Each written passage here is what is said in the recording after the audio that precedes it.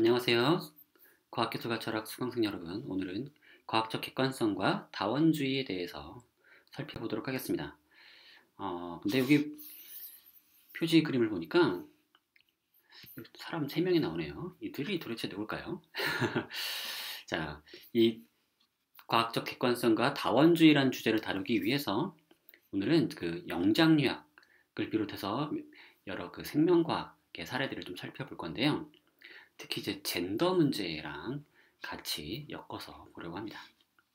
자, 여기 나오신 분들이 누구냐면 바로 3명의 아주 유명한 영장류학자들입니다. 가운데 있는 분이 가장 유명한 그 제인 구달이고요. 왼쪽에 있는 분은 비루테 갈디카스라고 하는 학자고요. 제인 구달이 침팬지를 연구했으면 갈디카스는 오랑우탄을 연구했고요. 다이앤 포시는 뭘 연구했더라? 고릴라를 연구했어요. 고릴라. 그래서 요 3명이 워낙 유명한 학자들이고 사실은 매우 중요한 업적을 남겼어요. 어떤 업적이냐면 그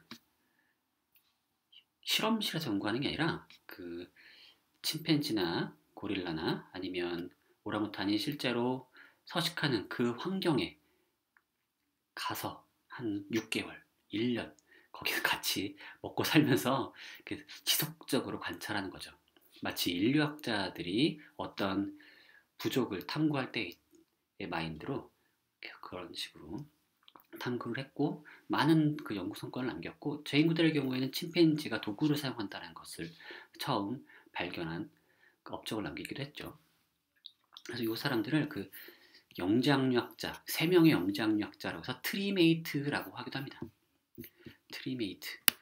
그러니까 트리는 3이라는 뜻이고 프리메이트라고 하는 트리라고 하는 게 3이라는 뜻이고 그 프리메이트라는 뜻이 있거든요. 프리메이트. 그게 바로 영장류죠. 그래서 트리메이트라고 해서 3명의 위대한 영장류학자라고 이제 별명이 있습니다.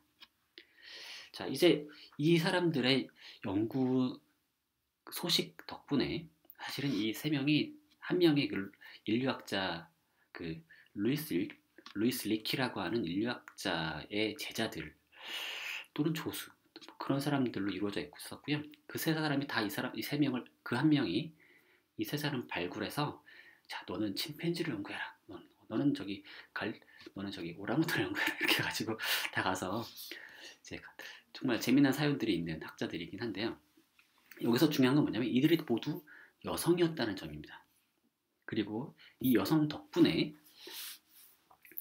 이들을 본받고자 여성 영장류학자들이 실제로 어떤 성과를 남겼어? 그럼 나도 한번 해볼까? 라는 식의 이제 일종의 그 모범을 보이게 된 거죠. 그래서 그 이후로 여성 영장류학자들의 비율이 이렇게 급상승하게 됩니다.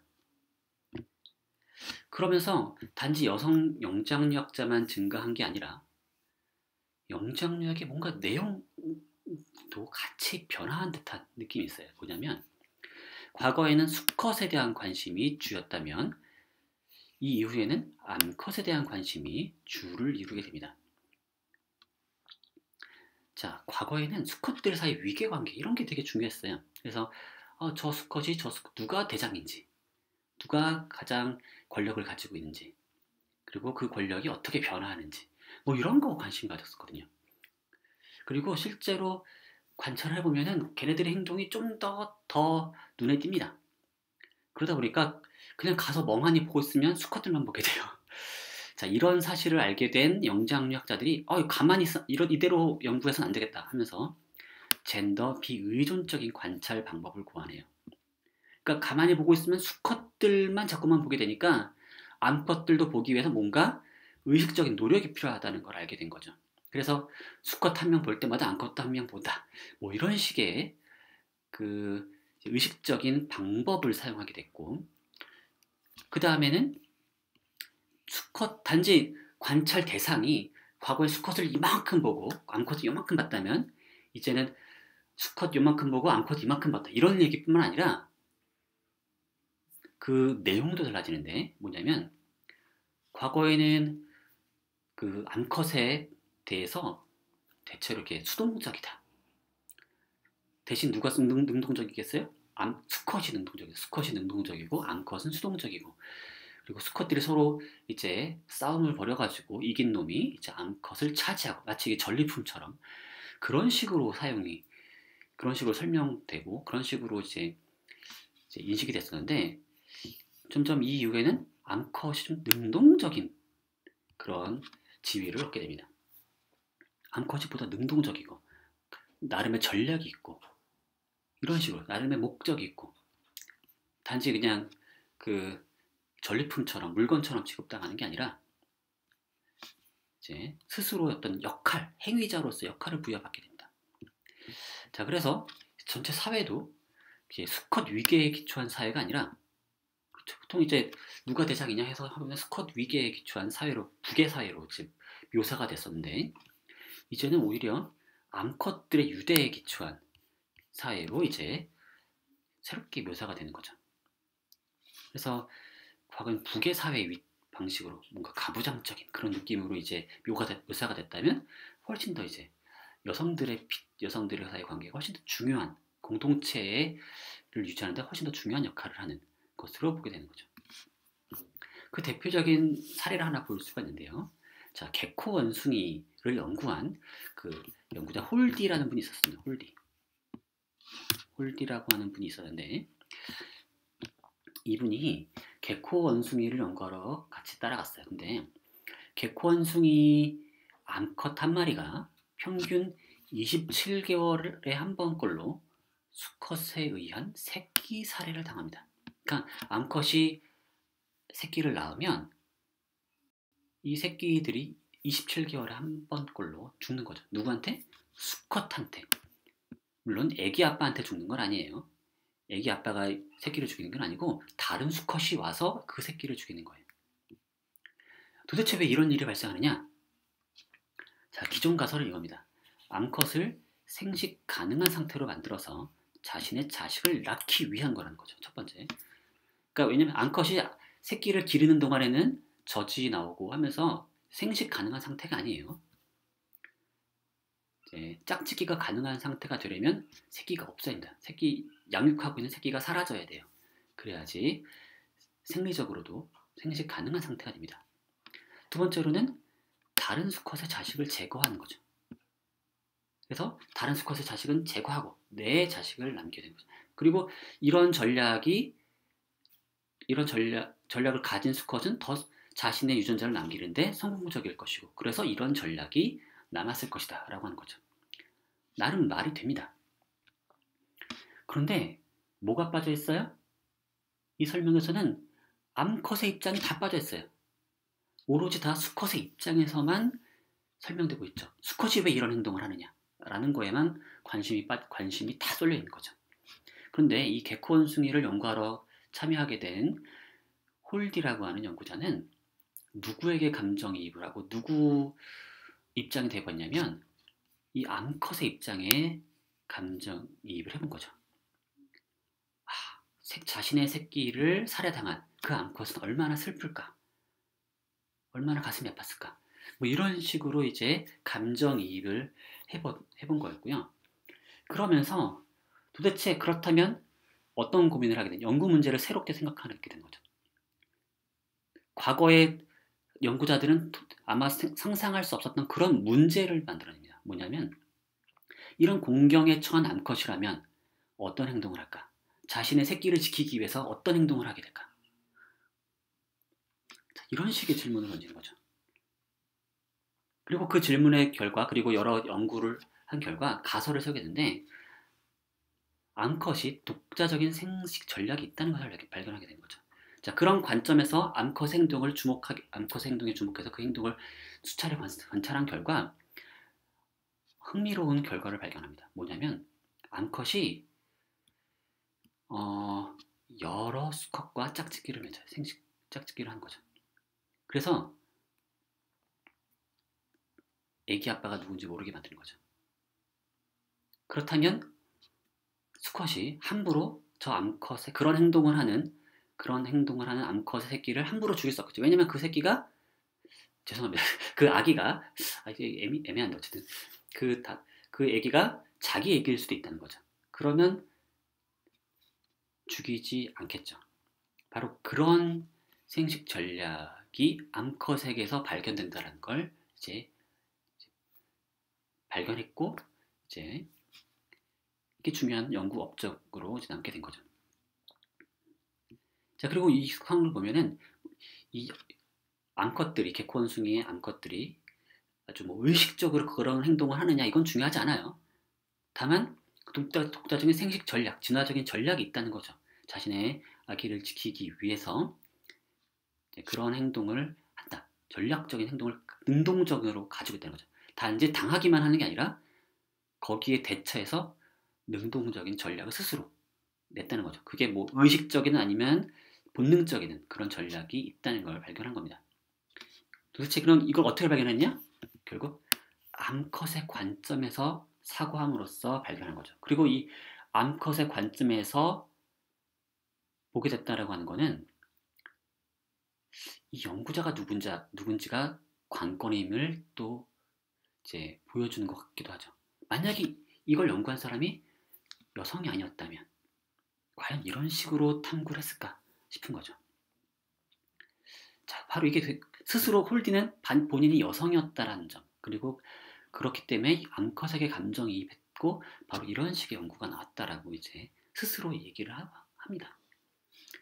이게 되게 흥미로운 거죠. 남성이 연구할 때와 여성이 연구할 때가 달라지는 것을 보여주는 것처럼 보이죠.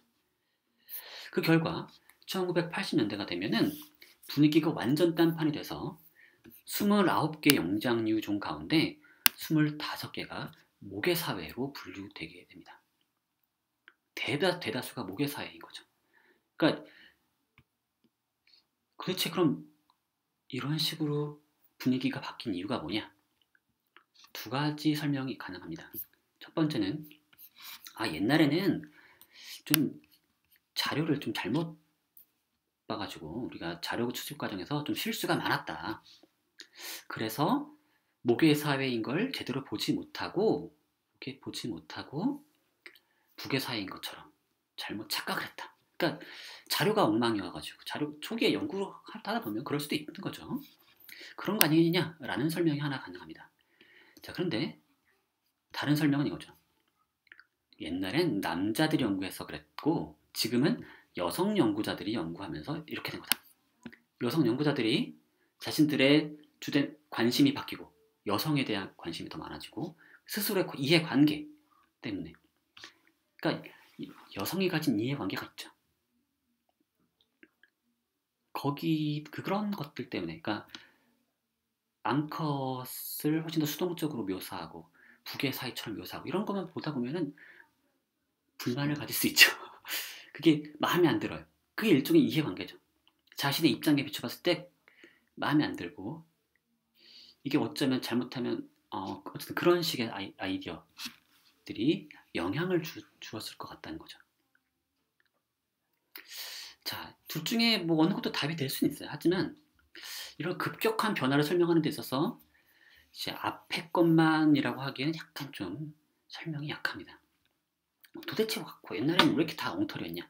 라는 거에 있어서 좀 이제 설명이 잘 안 되는 부분도 있고요. 과연 남성들만으로 계속 연구가 이루어졌더라도 이런 식의 변화가 있었을까라고 물어봐도 좀 답하기 어려운 부분이 있고요. 그래서 설명력 면에서는 이쪽이 더 설명이 잘 돼요. 여성 연구자가 늘어나니까 그렇게 된 거지 라고 하는 거죠. 그런데 이 답을 채택하면 문제가 하나 생깁니다. 뭐냐면 만약 이게 이해관계 때문이다, 연구자의 이해관계의 변화 때문이다라고 한다면 이러한 변화는 세계가 작동하는 방식이 아니라 각자의 편견과 이해관계에 의해서 결정된 것일 수도 있지 않느냐라는 의문이 생기는 거죠. 자, 남자가 연구할 때는 이런 연구 결과가 나왔다가 여자가 연구하면 이런 결과가 나온다. 그럼 도대체 누구 말이 맞느냐? 이 문제에 있어서 새로운 연구 결과는 더 정확한 결과다라고 하기보다는 새로운 연구 결과는 새로운 사람이 연구했기 때문에, 여성이 연구했기 때문에 그런 거고, 이런 식으로 오히려 정당성이 줄어들 수 있는 거죠. 그렇죠? 이게 도리어 독이 될 수 있어요. 뭐냐면 옛날에 남자들이 연구할 때는 남자들의 이해관계 때문에 이게 걔네들의 입맛에 맞는 연구 결과가 나왔다라고 비판하게 되면은 그럼 도리어 거꾸로 여성 연구자들이 연구한 결과도 마찬가지로 여성의 입맛에 맞는 연구 결과로 이제 전락해 버릴 수 있는 거죠. 그런 식으로 그러면 과학의 정답이 세계에 대한 관찰에 의해서 딱 나오는 게 아니라 그들의 이론이 세계가 작동하는 방식을 보여주는 게 아니라 그냥 각자의 편견을 반영하는 것에 불과하다 라는 식의 얘기가 될 수도 있는 거죠. 그래서 여기서 조심해야 되는 거죠. 그냥 마냥 사회적 이해관계가 또는 사회적 어떤 관심, 각자 어떤 편견 이런 것들이 과학에 개입한다. 그래서 남들을 욕할 땐 편해요. 쟤네들은 자신의 이해관계, 자신의 어떤 관심, 자신의 이해관계, 자신의 욕망 이런 것 때문에 자연을 제대로 보지 못했어. 라고 욕하긴 쉽죠. 하지만 그런 욕을 하면 할수록 내 입장은 왜 맞는지를 정당화하는데 훨씬 어려움을 겪게 돼요. 그거 내로남불하는 거 아니냐? 라는 식의 비판을 받기 쉬운 거죠. 그래서 이 얘기가 상당히 곤란한 얘기가 될 수 있어요. 자, 그렇다면 도대체 과학의 합리성 도대체 어디 있느냐? 라고 물어볼 수 있는 거죠. 자, 케이슬린 오크룰릭이라고 하는 그 철학자가 있습니다. 이 철학자는 여성주의자예요. 페미니스트로서 이제 과학에 대해서 페미니스트적인 관심을 가지고 과학을 이제 분석하고자 합니다. 근데 이 사람의 관심은 단지 페미니스트적으로 분석해서 끝나는 게 아니라 단지 과거의 과학들이 남성 중심적이었다 딱 욕하고 비판하면 끝나는 게 아니라 거기서 한 걸음 더 나가서 과학의 객관성을 추구할 수 있는 여성주의적 방법을 고민하고자 하는 거죠. 내로남불이 아니라, 그렇죠? 내로남불이 되지 않기 위한 여성주의적 방법이 과연 있을까? 그러한 선택지가 있는지에 대해서 고민을 합니다. 자칫하면 그런 위험에 빠지거든요. 자, 그래서 이 사람은 어디서 출발하냐면 객관성에 대한 전통적인 견해를 한번 비판적으로 고찰하면서 이 자신의 고민을 이제 발전시키는데요. 자, 객관성에 대한 전통적인 입장은 이런 거죠. 이제 발견의 맥락이라고 하는 게 있고 정당화의 맥락이라는 게 있어요. 뭐냐면 발견은 가설을 이제 만들어내는 과정이죠. 가설을 만들 때는 마음대로 만들 수 있어요. 그리고 그 만들 때는 어떠한 사회적, 심리적 요인이 개입되더라도 상관이 없어요. 꿈에서 보고서 만들었든 내가 가지고 있는 이상한 어떤 편견에 기초해서 어떤 가설을 만들었든 그건 상관이 없죠. 발견의 맥락에서는 자유롭게, 최대한 자유롭게 가설을 만드니까 다양한 요인들이 개입되겠죠. 하지만 과학은 거기서 끝나는 건 아니죠. 그런 식으로만 가설이 만들어지고 끝나면 그거는 자연에 대한 얘기가 아닐 수도 있죠. 하지만 과학이 자연에 대한 객관적인 기술을 쓰는 이유는 바로 정당화의 맥락이 있기 때문인 거죠. 바로 시험이 있으니까. 가설을 시험하죠. 그래서 정당화의 맥락에서 이루어지는 가설에 대한 시험이 그러한 요인들을 딱 막아줄 수 있는 거죠. 그리고 이러한 시험들을 일종의 필터로서 기능하는 거고 발견의 맥락에서 들어왔던 그런 심리적인 요인들 중에 이런 시험을 통과하지 못하는 게 있을 수 있죠. 그러면 걔네들 잘리는 거죠. 탁탁탁 필터링에 걸리는 거고 그래서 그러한 잘못된 요인이 있다면 편견이 있다면 그런 건 제거되는 거고 그런 시험을 통과한 편견만이 살아남는 겁니다. 여기에 편견이 없다는 건 아니에요. 조심하셔야 돼요. 이 가설들은 다 모종의 편견들이 다 들어갈 수 있는데 어떤 편견들은 꽈당 부딪혀서 제거돼요. 하지만 어떤 편견은 시험을 통과해서 자연에 대한 객관적인 기술로서도 인정을 받는 겁니다. 그래서 어쨌든 그런 편견들 중에 잘못된 편견이 있다면 정당화의 맥락에서 이루어지는 시험을 통해서 제거될 수가 있다는 거죠. 이게 바로 객관성에 대한 전통적인 입장입니다. 케이슬린 오크렐릭은 여기서 뭘 의심하는 거냐면 과연 정당화 맥락이 잘 이루어지더라도 시험이 잘 이루어지더라도 경험적 시험들이 잘 이루어지더라도 과연 편견들이 제거될 수 있을까? 바로 그 질문을 하는 거죠. 자, 한번 사례를 들어보죠. 19세기에 두 개의 계측학이라고 하는 그런 이론이 있었어요. 그런 학문이 있었습니다.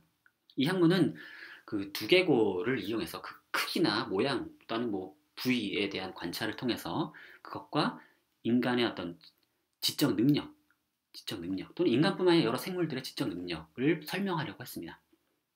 그래서 가장 대표적인 이론은 이거였죠. 지능은 두뇌의 크기에 비례한다. 이거였죠. 실제로 인간 두뇌가 크죠. 공룡은 두뇌가 요만하죠. 자, 지능이 두뇌의 크기에 비례한다. 그래서 두뇌의 크기를 막 재요. 이런 식으로. 이런 식으로 재는 겁니다. 막 이렇게 탁탁 재는 거죠. 근데 문제가 있어요. 뭐냐면 코끼리 문제라는 게 있는데 코끼리가 사람보다 두뇌가 큽니다. 근데 코끼리가 사람보다 똑똑한가요? 19세기의 학자들은 절대 그렇지 않다고 생각을 했죠. 그렇기 때문에 이 가설이 기각됩니다. 그래서 새로운 가설이 만들어지죠. 자, 어떻게 된 거죠? 두뇌 크기에 비례할 거라고 하는 우리의 편견은 시험을 통해서 제거된 거죠. 좋아요. 그래서 다음 가설을 세웠습니다. 지능은 신체에 대한 두뇌의 비율에 비례한다는 거죠. 두뇌의 절대적인 크기에 비례하는 게 아니라 두뇌의 상대적인 비율인 거죠. 그게 이제 지능을 결정짓는다라고 새로운 가설을 세웠어요. 근데 이 가설도 경험적인 문제가 발생합니다. 뭐냐면 이 비율이 누가 좋으냐?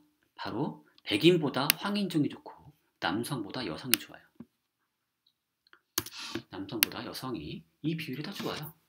몸은 작은데 뇌는 그에 비해 큰 거죠. 자, 그러면 여성이 남성보다 지능이 높나요? 또는 백인보다 황인종이 지능이 높나요? 당시 이걸 연구한 사람 누구죠? 백인 남성들이죠.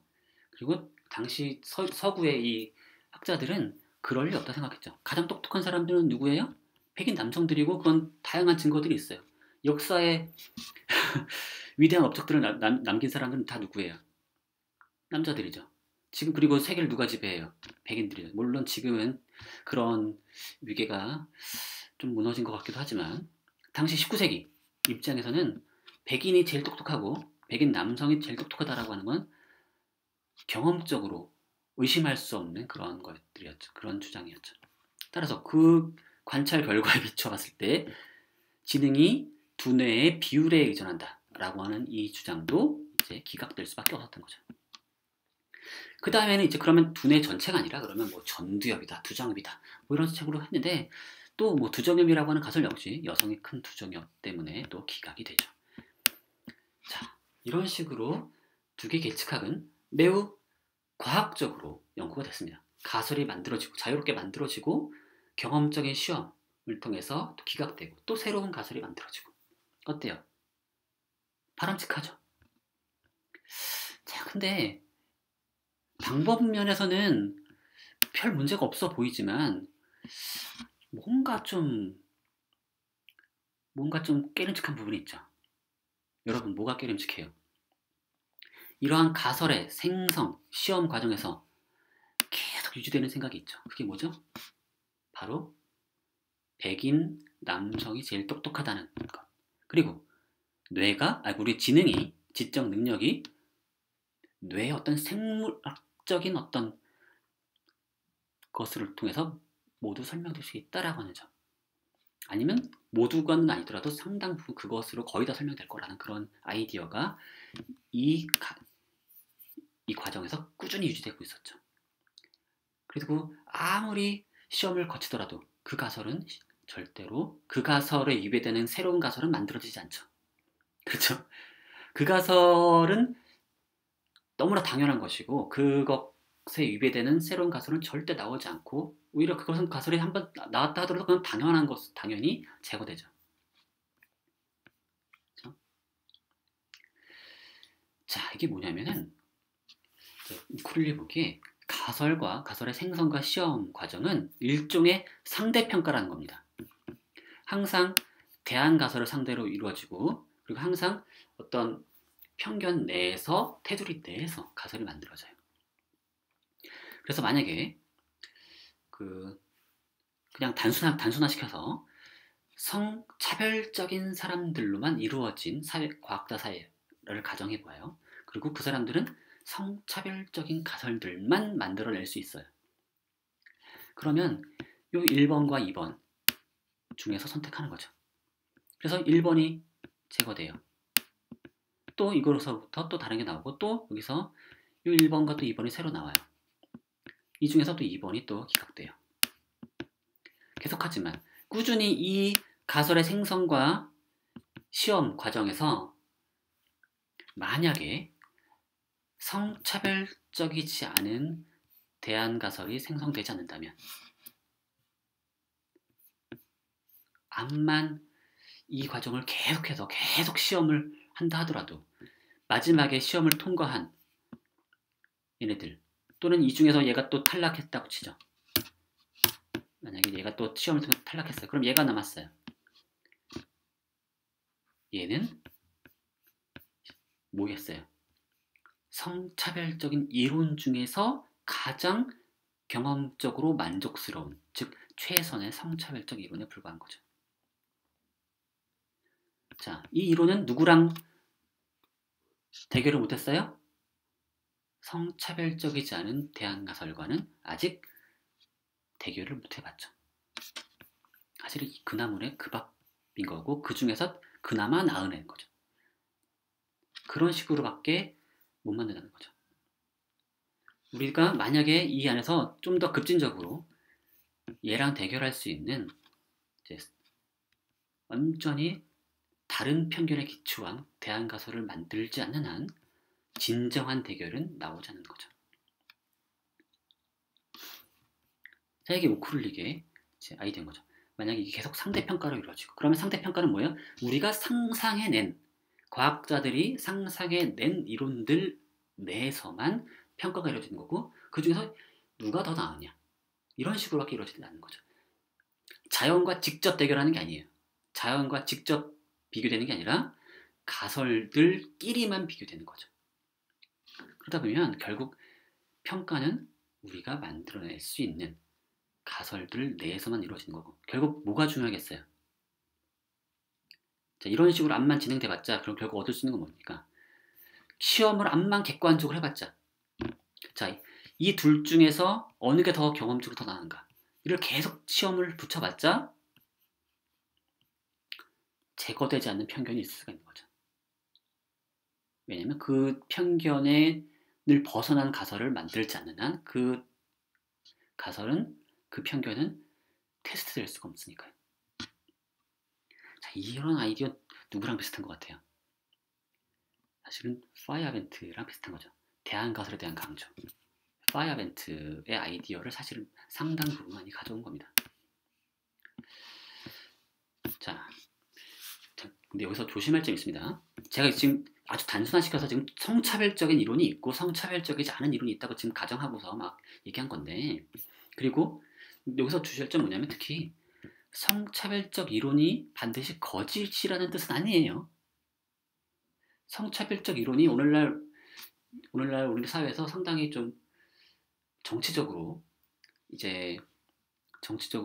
그런 이론은 애초에 올바르지 못한 것처럼 이제 간주되기 쉽고, 그런 이론이 의심받죠. 그렇지만 그것이 꼭 거짓이라는 보장은 없어요.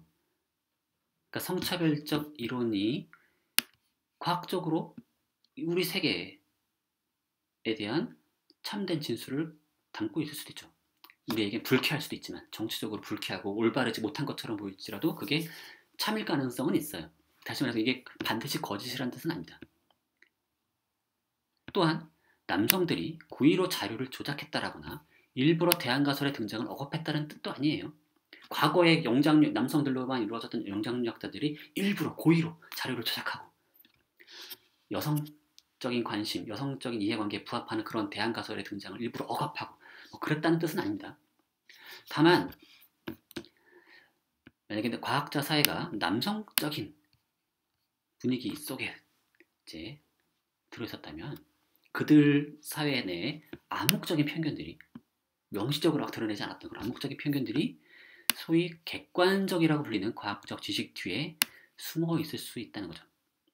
근데 이게 상당히 위험한 겁니다. 왜냐하면 과학이라고 하면 그게 참이라고 막 생각되거나 객관적이라고 생각되거나 과학이라고 하면 자연에 대해서 뭔가 진리를 자연에 대한 그 편견 없는 사실을 보여준다거나 그렇게 그런 뉘앙스가 있죠. 그래서 자칫하면 과학이라고 한 딱 이름을 붙이는 순간 오 객관적인 무언가로 추앙받을 수 있는데 근데 그런 과학 이면에 우리 사회가 안고 있는 그런 암묵적인 편견이 숨어 있을 수가 있는 거죠. 그걸 조심해야 한다는 겁니다. 그렇다면 우리는 뭘 할 수 있느냐? 자, 일단 우리가 케이슬린 오크룰릭이 방금 전 그 이론 평가라고는 항상 상대 평가로만 이루어져 있고 항상 우리가 만들어낸 대안 가설들 내에서만 이루어지는 상대 평가다라는 그런 얘기에 기초해서 이런 결론을 얻었었죠. 이론 평가의 기준이 사회적 요인에 의해 오염되어 있지 않더라도 사회적 가치는 과학의 내용에 스며들어 있을 수 있다. 그러니까 이론 평가를 1과 2 중에 선택하는 문제에서 뭔가 편견이 작용했다는 얘기는 아니에요. 2를 선택할 때는 오로지 경험적인 기준만 가지고서 뭔가 우리가 2번이 나의 이력에 훨씬 도움이 될 것 같아 하면서 막 선택하고 이런 식이 아니라 일단 논의선상에 올라온 이론들 사이에서의 평가를 할 때는 사회적인 요인에 오염되지 않은 그런 기준을 가지고서 특히 이제 경험적인 기준만 가지고서 선택이 됐다고 쳐요. 그렇다 하더라도 이런 시험을 암만 여러 번 지속한다고 하더라도 과학에 숨어있는 편견이 걸러지지 않을 수 있다라고 하는 게 오크룰릭의 얘기죠. 자, 바로 그겁니다. 사회적 가치, 어떤 우리의 편견 이런 것들이 과학의 내용에 스며들어 있을 수 있다는 겁니다. 암만 객관적인 시험을 하더라도. 왜냐면 우리 생성을 과정에서 항상 판에 박힌 이론들만, 가설들만 자꾸 제시할 수 있으니까요. 바로 그 얘기죠. 자, 그렇다면 이러한 우리의 결론으로부터 어떤 선택지가 남아있느냐? 첫 번째, 합리성이라고 하는 건 과학 전체가 아니라 어디서만 시험을 할 때만 적용되는 거고 가설을 만들 때는 합리성이 적용되지 않고 따라서 과학의 객관성에 대한 주장도 약화되는 거죠. 왜냐하면 생성될 때 편견에 기초한 가설들이만 나오게 되면 결국 그 편견이 암만 시험을 잘한다고 하더라도 합리적으로 한다 하더라도 제거되지 않으니까 결국 근데 과학은 뭐예요? 이 과학의 가설과 시험으로 이루어졌죠. 따라서 과학의 객관성은 보장되지 않는다라고 이제 우리는 과학의 객관성에 대한 주장을 포기해야 되는 거죠. 약화해야 되는 거죠. 약화. 과학이 객관적이라고 하는 그런 환상을 가지지 않는다라는 식으로 이제 선택을 하거나 이렇게 하면 좀 이런 주장을 받아들이는 건 좀 허무하죠. 그래서 혹시 그렇다면 만약에 우리가 과학의 객관성을 주장하려면 어떻게 하겠어요? 합리성의 모델을 이론 생성의 맥락까지 포함시킬 수 있도록 확장해야 되는 거죠. 자, 이론 생성의 맥락과 이론 시험의 맥락을 구분했을 때 시험만 잘한다고 되는 게 아니라는 거죠. 그래서 생성 과정도 뭔가 잘해야 한다는 겁니다. 그런 식으로 해야 이론 생성의 맥락에서도 뭔가 합리적으로 해야 한다라고 하는 거죠.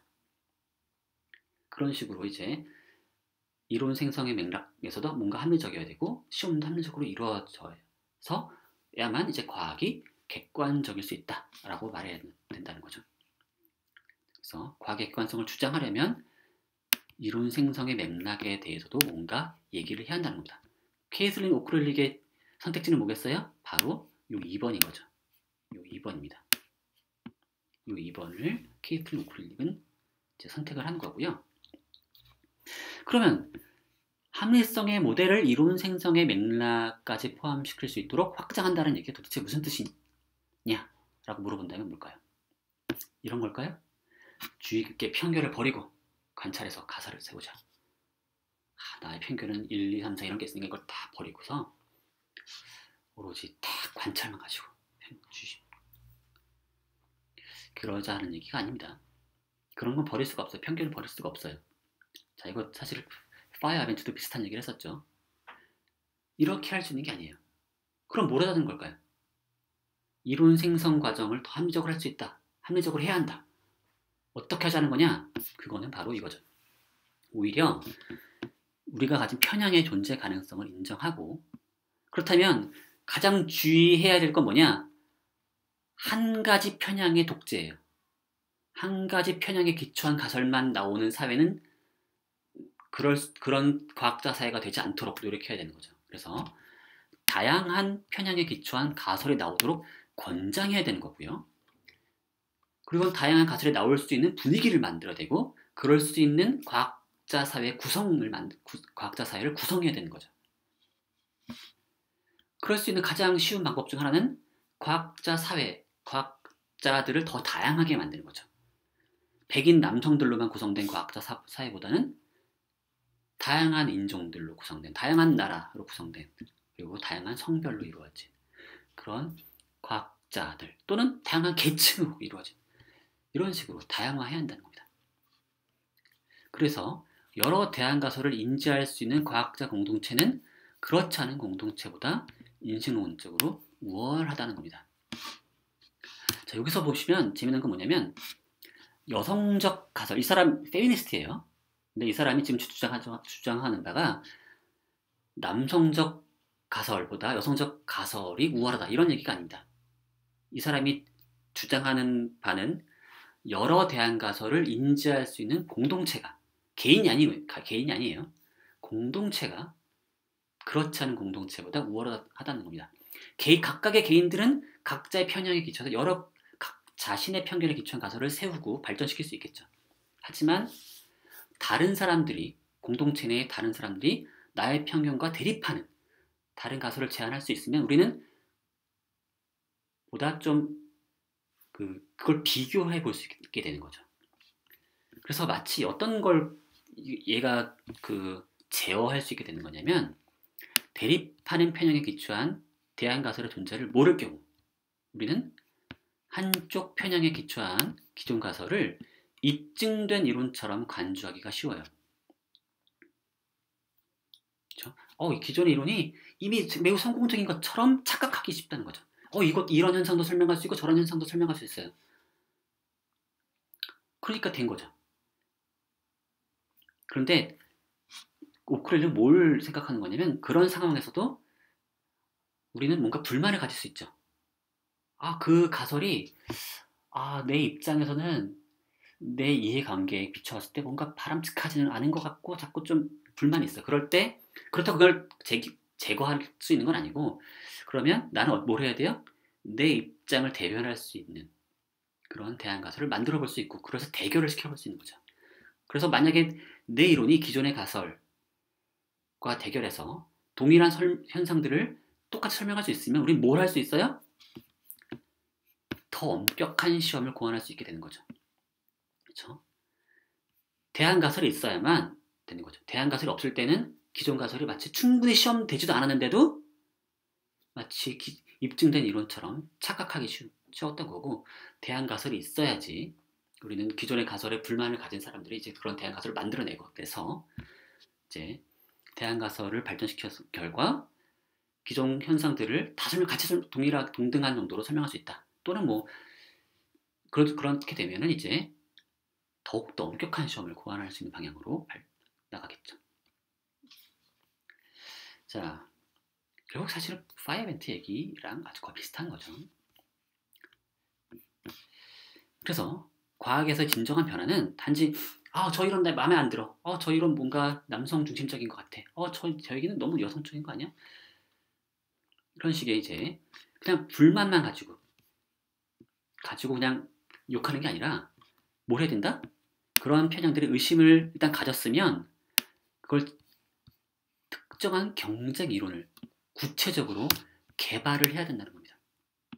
단지 그냥 저 이론 마음에 안 들어 그냥 끝나는 게 아니라 내가 구체적으로 그것에 대안 가설을 만들어내고 발전시킬 때만 그제서야 진정 변화가 일어난다는 거죠.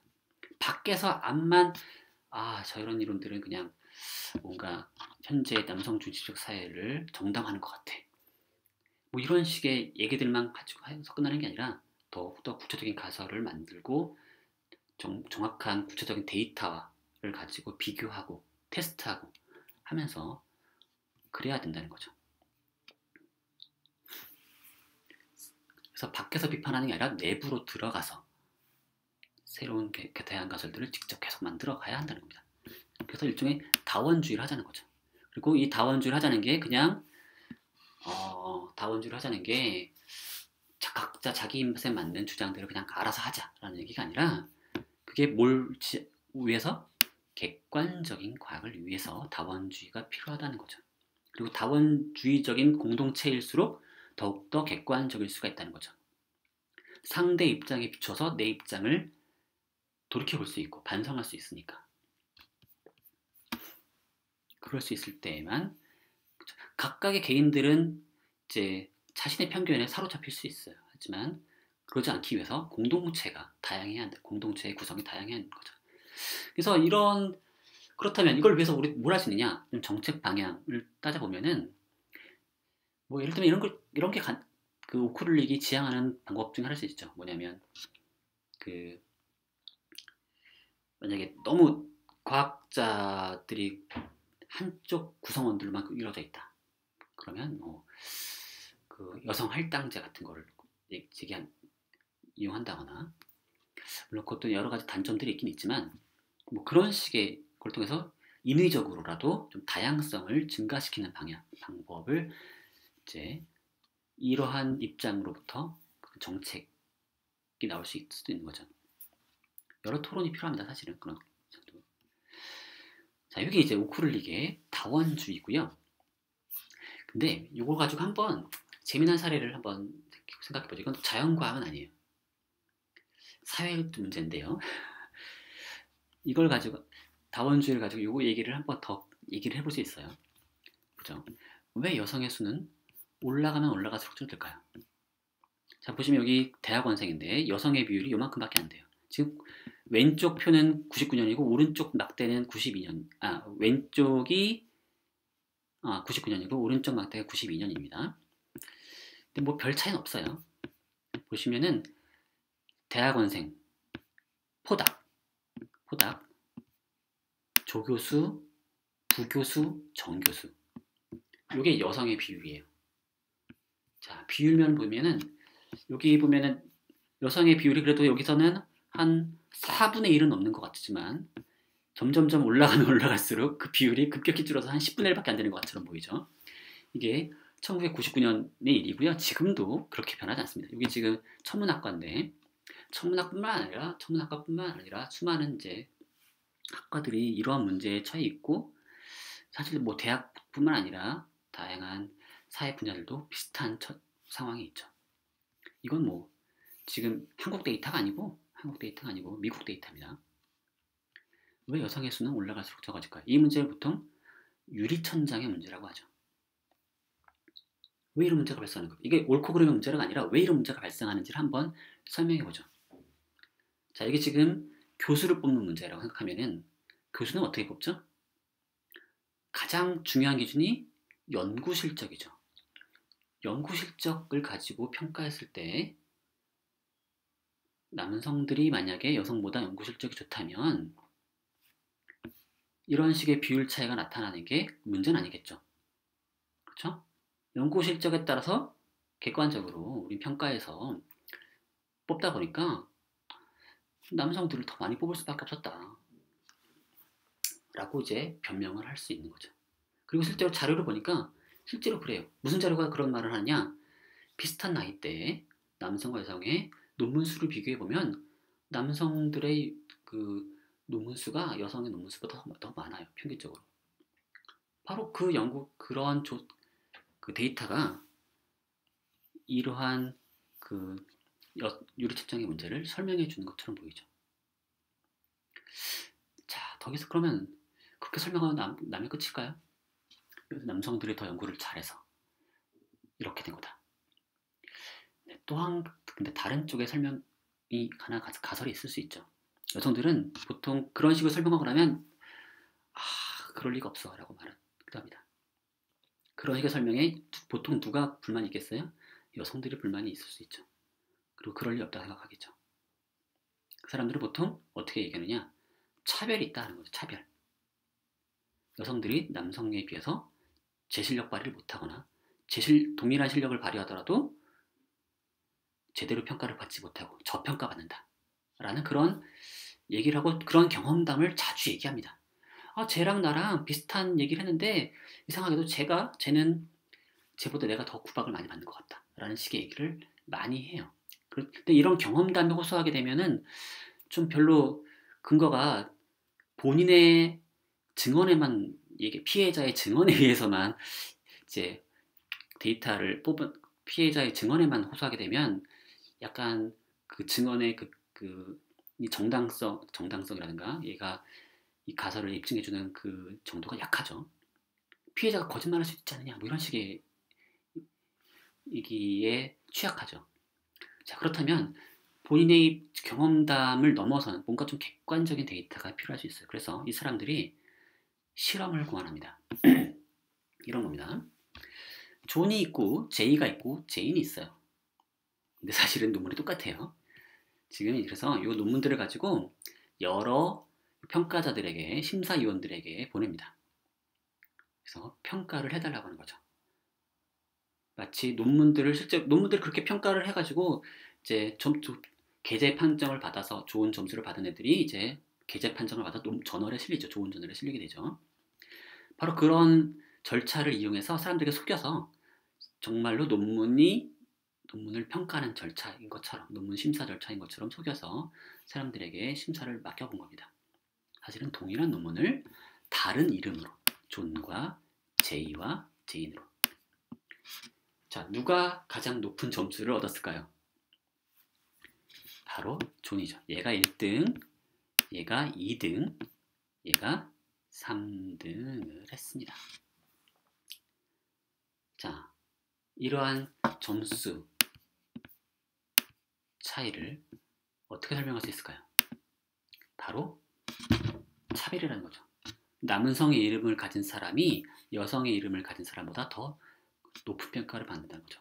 동일한 내용에 대해서 더 좋은 평가를 받는다. 여성은 그에 비해서 저평가를 받는다는 거죠.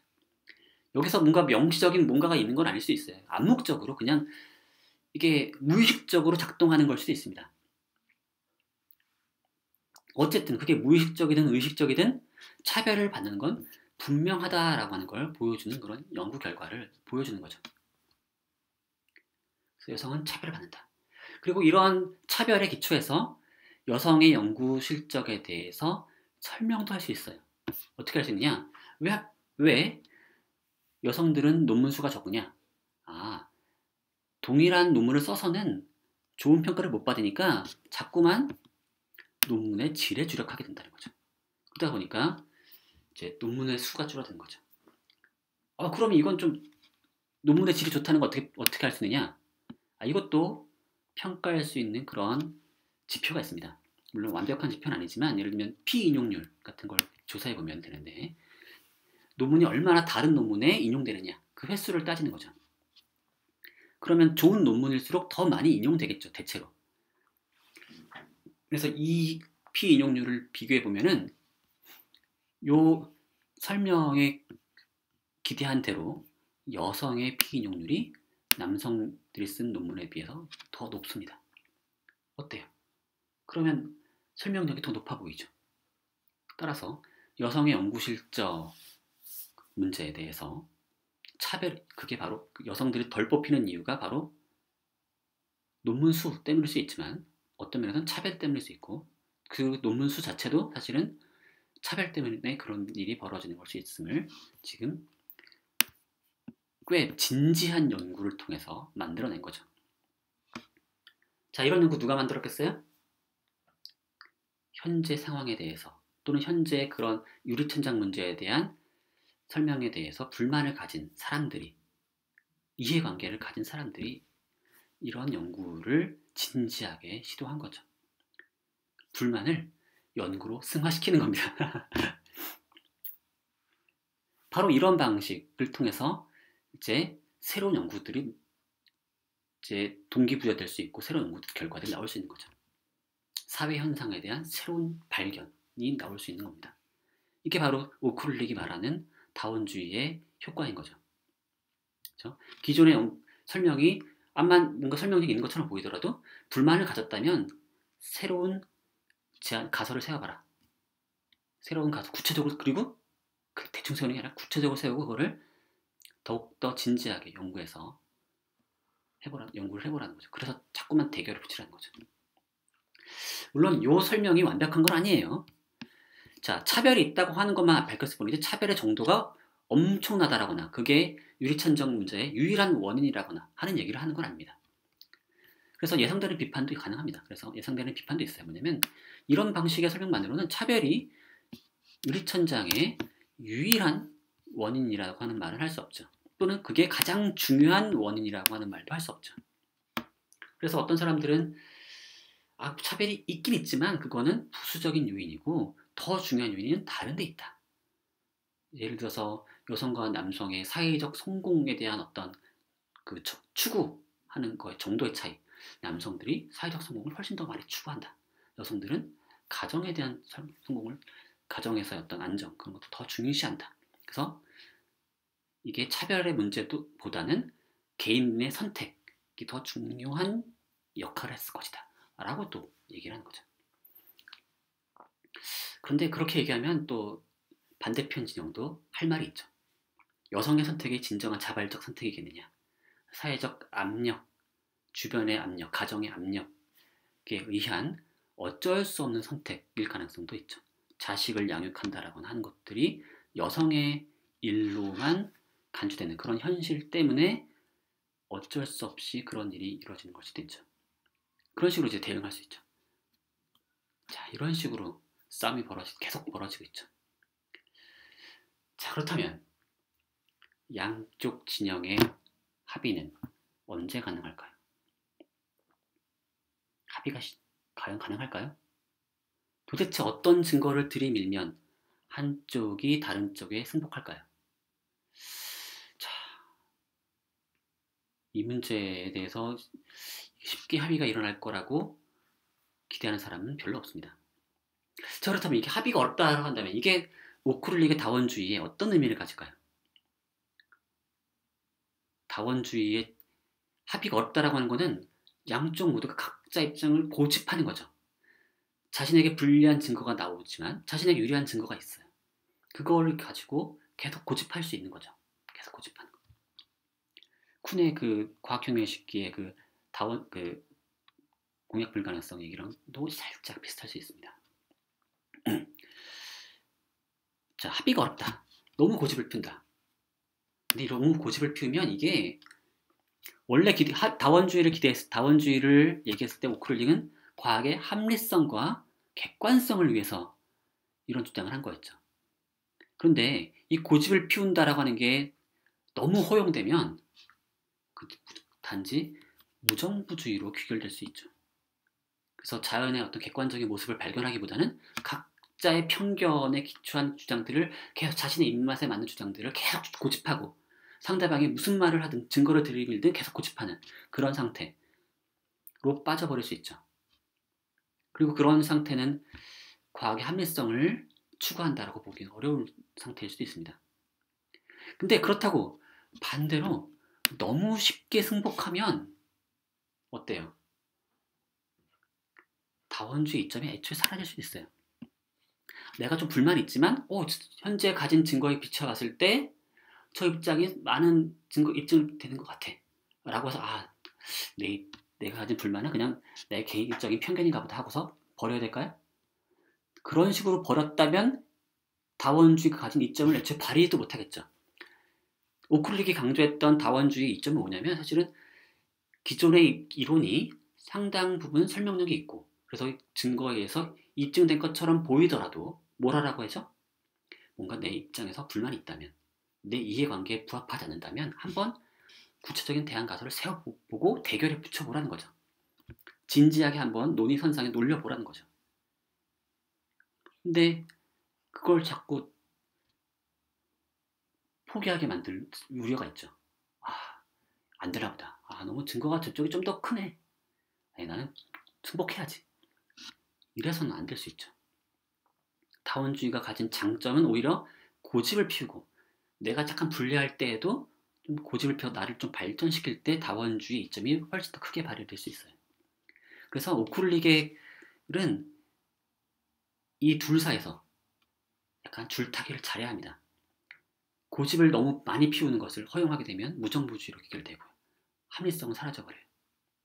반대로 고집을 안 피우고 너무 쉽게 승복을 해버리면 다원주의 이점도 사라져버려요. 다원주의가 아닌 거죠. 사실은. 실질적으로는 그냥 일원주의에 가깝게 되는 거죠. 자, 그래서 상당히 어려운 그런 줄타기를 해야 한다는 거고요. 그리고 요 문제에 있어서 과연 정말 합의가 안 되고 있느냐, 단지 평행선을 달리고 있느냐 다시 한번 검토해볼 필요가 있습니다. 제가 오크릴릭에게 약간 오크릴릭의 편을 좀 들어준다면 이런 얘기도 할 수 있죠. 남성과 여성의 이 문제에 있어서 사실 이 문제에 합의는 안 되고 있고 합의가 쉽진 않고 엄청난 평행선을 달리면서 싸운 것처럼 보이긴 합니다.